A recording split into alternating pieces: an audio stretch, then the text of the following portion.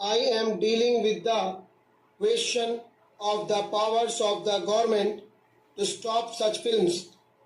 The government has been complaining that they have not got the powers. My point is that the power is there, and if this power is exercised fully and properly, there need be no resolution like this, because the whole purpose of the resolution is that the moral standards of the country should not go down. Sir, in this connection, all that the government can do is to cut out the objectionable part of the pictures. They cannot force the producers to produce a particular type of picture. It is only in those countries where it is undertaken by the government that it may be possible that the government may produce pictures of the type which the honorable members might approve. It is absolutely open to the producers to produce any picture which they think is a best entertainer as well as a good instructor. But you cannot force, and the government has no power, and the government will never have the power, or the house can never give the government the power to force the producer to produce a particular type of picture. It is only a government undertaking that could do that. But in this connection, I do wish to emphasize one point, that these pictures, objectionable or not objectionable, should not be open to boys under a particular age. If you are convinced that these pictures are likely to have a painful influence, you must stop them, but at the same time, we must have pictures for children.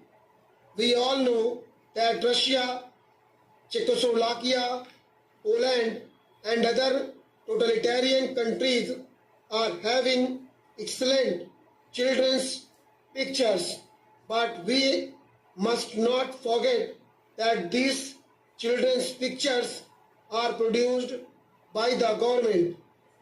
There is a double purpose in producing these pictures.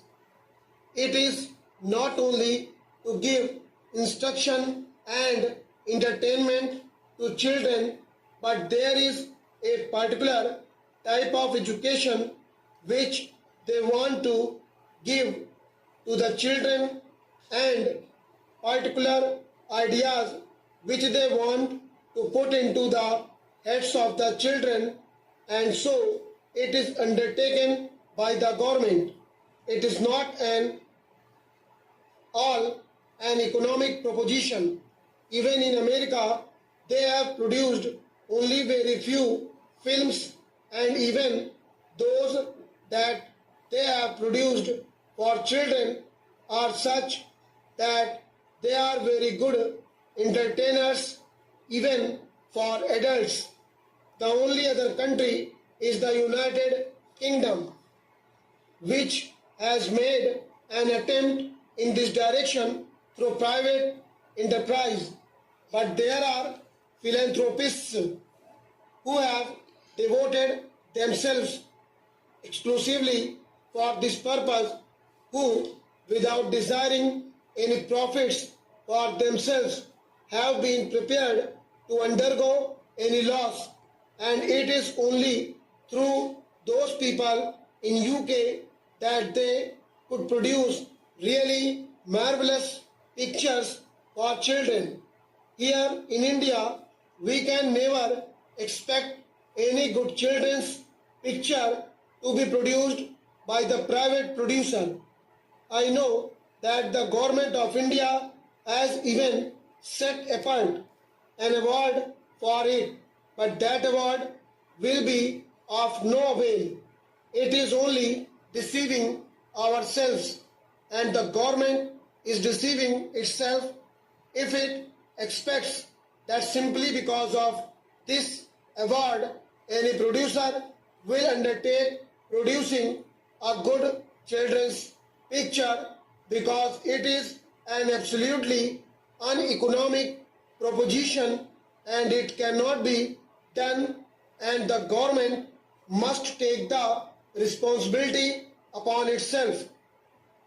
The information department in its films division should produce good children's pictures, and those pictures should not only be preaching morals, but they should be good entertainers, and only if we could do that can we give something to the children which would be more attractive and where they will be more interested, and along with the entertainments and interest they could get instructions even without being told that these are meant for education.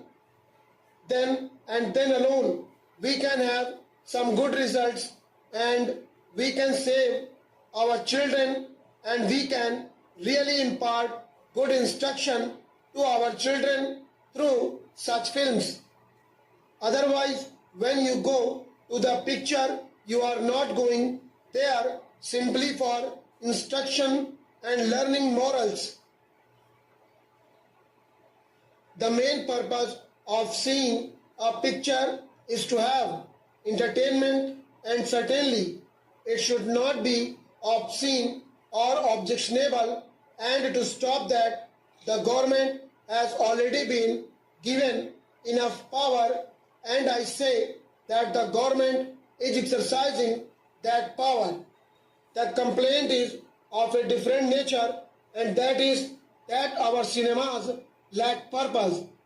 If you see pictures, you will find that out of them 90% are just the same story of a boy and a girl and nothing beyond that.